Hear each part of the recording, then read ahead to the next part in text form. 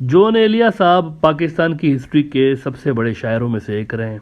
इनसे मंसूब एक शेर है, हालांकि कुछ लोग कहते हैं ये शेर इनका नहीं है, लेकिन इनसे मंसूब है कि जो देखता हूँ वही बोलने का आदी हूँ, जो देखता हूँ वही बोलने का आदी हूँ, मैं अपने शहर का सबसे बड़ा फसादी हूँ।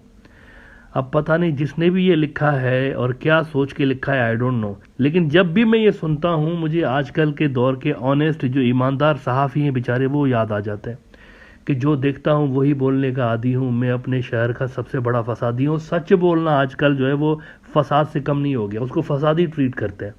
अगर किसी ने गलती से सच बोल दिया तो पूरा का पूरा आजकल जो है वो सिस्टम खिलाफ हो जाता है उसके। इंडिया के अंदर भी कुछ ऐसा ही है मीडिया में, अगर आप सच बोलेंगे ना तो सारा सिस्टम आपके खिलाफ हो जाएगा, आपके खिलाफ यानी सब लग जाएंगे भाई इसको डाउन करो।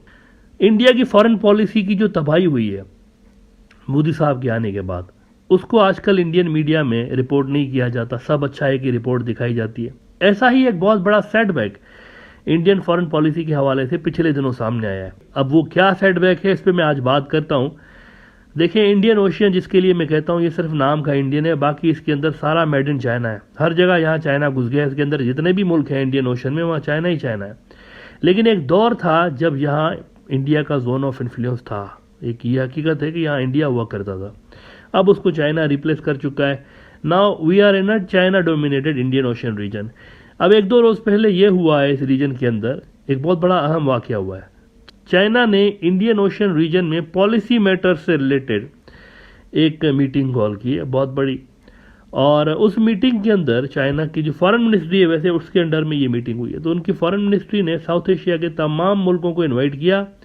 इसमें चीन ने पाकिस्तान को बुलाया, बांग्लादेश को इनवाइट किया, अफगानिस्तान, श्रीलंका, नेपाल, मालदीव, जितने भी सबको बुलाया इंडियन ओशन में जो भी मुल्क आते हैं, इवन वो जबूती वालों को भी बुलाया, कीनिया वालों को भी बुलाया, जितने भी मुल्क आते हैं इंडियन ओशन में उन सबको बुलाया। लेकिन इंडिया नहीं था इसके अंदर, इंडिया था ही नहीं। चाइना ने इंडिया को इनवाइट करना भी जरूरी नहीं समझा, उन्होंने इतनी भी इंपॉर्टेंस नहीं दी इंडिया को।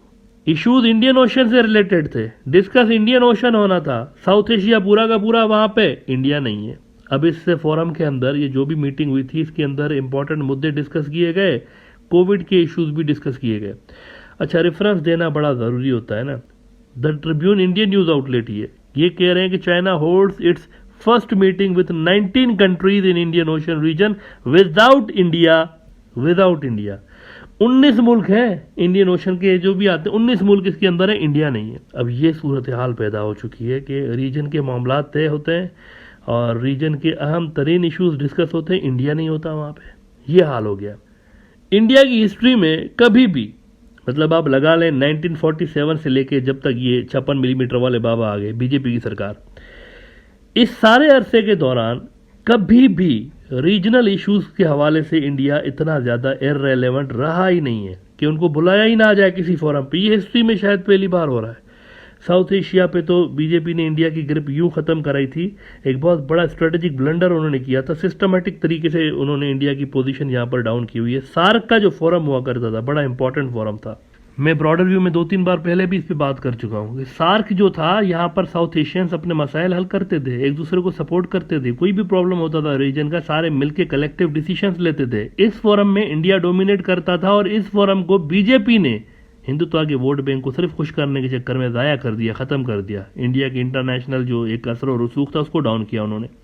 हुआ ये था कि पाकिस्तान के अंदर सार्क का इजलास होना था, तो इन्होंने कहा कि हमारा जो 56 मिलीमीटर वाला बाबा है ये तो नहीं जाता पाकिस्तान, ये तो लाल आंख है, ये तो ओहो ये तो एंग्री यंग मैन है भाई, ये तो नहीं जाते पाकिस्तान के अंदर, तो सार्क में नहीं जाएंगे। वो दिन है और आज का दिन है, लूला लंगड़ा करके किसी कोने में सार्क पड़ा हुआ है और वहां पर नतीजा ये निकला है कि गैप फिल किया है चाइना ने, आगे आ गया साउथ एशिया के अंदर, इंडिया को उन्होंने बीट कर दिया, पीछे छोड़ दिया। और उसके फिर असरात आपको नजर आ रहे हैं कि साउथ एशिया के हवाले से इशूज डिस्कस हो रहे हैं लेकिन इंडिया है ही नहीं। Can you believe that? India invited ही नहीं है और किसी को देखे फर्क भी नहीं पड़ रहा ना। एक होता है ना कि 10 मुल्क उठ के कह दें कि भाई इसमें इंडिया नहीं है, हम नहीं बैठेंगे, इंडिया हमारा बहुत इंपॉर्टेंट स्ट्रेटेजिक पार्टनर है, हम नहीं उनके बिना नहीं बैठेंगे, ऐसा भी नहीं हुआ। किसी को फर्क ही नहीं पड़ा किसी मुल्क को, सारे के सारे आगे चाइना की कॉल पे। This is what BJP has done to Indian foreign relations. ये किया उन्होंने असल में, इतना ज्यादा लॉस दिया है। अच्छा, अफगानिस्तान है तो लैंड लॉक्ड, वहां पे तो कोई इंडियन ओशियन नहीं है, लेकिन उनको भी उन्होंने इनवाइट किया हुआ है चाइनीज ने, इंडिया को नहीं किया, अफगानिस्तान को भी किया है।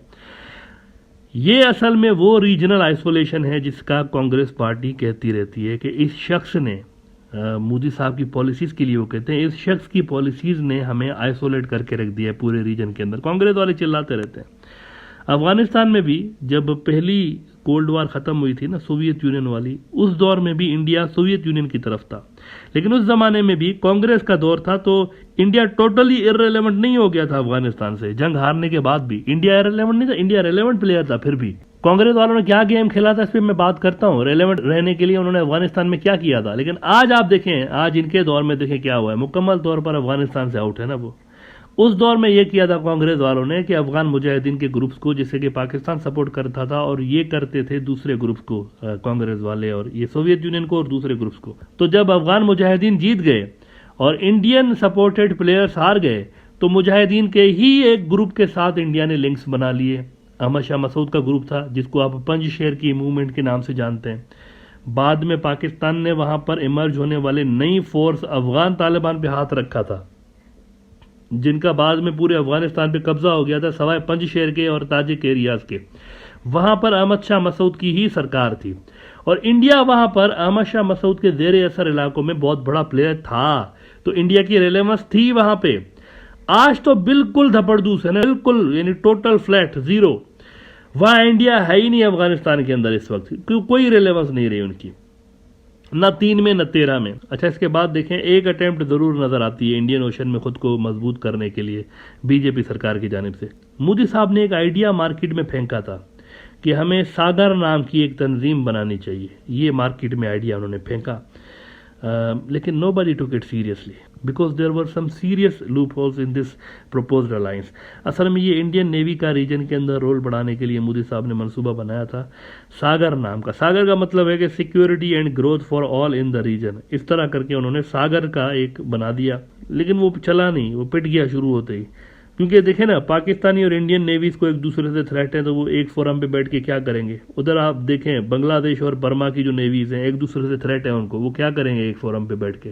तो ये बेसिक लेवल के इसके अंदर फ्लॉस थे, तो नहीं चला था सागर का उनका। अब देखें, इस वक्त सूरत हाल ये है, वो जो प्रोग्राम के शुरू में मैंने आपको एक पोएम सुनाया, जो देखता हूँ वही बोलने का आदी हूँ, मैं अपने शहर का सबसे बड़ा फसादी हूँ। अब इंडियन मीडिया के अंदर कोई एक भी फसादी नजर नहीं आता। तकरीबन सारे जो न्यूज़ आउटलेट्स हैं वो इसी पे लगे हुए हैं कि सब अच्छा है, सही कर रहे हैं, सारा कुछ अच्छा। वो आइसोलेट हो गए रीजन में, लेकिन वो कह रहे हैं सब अच्छा है।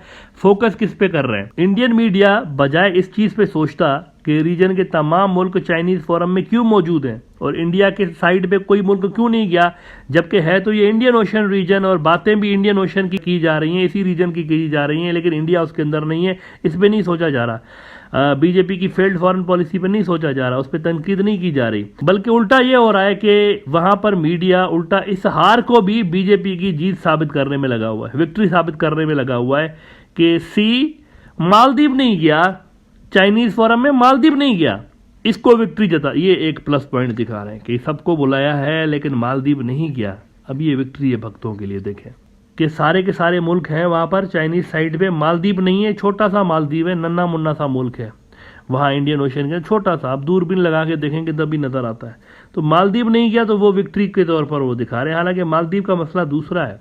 देखिए, मालदीव का इशू ये है कि अब्दुल्ला यामीन जो कि साबिक सदर है मालदीव के, इंडिया इनको पसंद नहीं करता।